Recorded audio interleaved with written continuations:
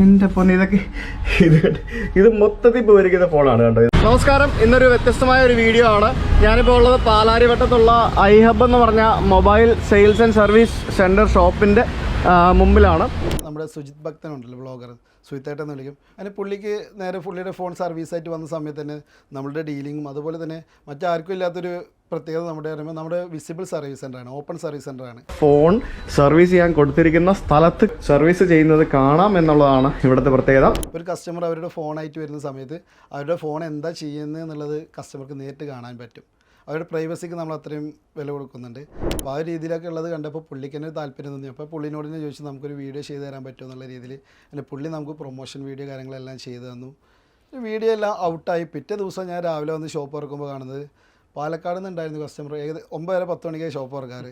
സാധാരണ കട തുറന്നൊരു അരമണിക്കൂർ 1 മണിക്കൂർ കഴിയുമ്പോൾ കസ്റ്റമേഴ്സ് കയറി വരുള്ളൂ. ആ ഒരു അവസ്ഥയിലായിരുന്നു. പക്ഷേ വീഡിയോ ഔട്ടായി പിറ്റേ ദിവസം കാണുന്നത് കടയുടെ പുറത്ത് തന്നെ ഒരു 5-6 പേര് നിൽപ്പുണ്ടായിരുന്നു.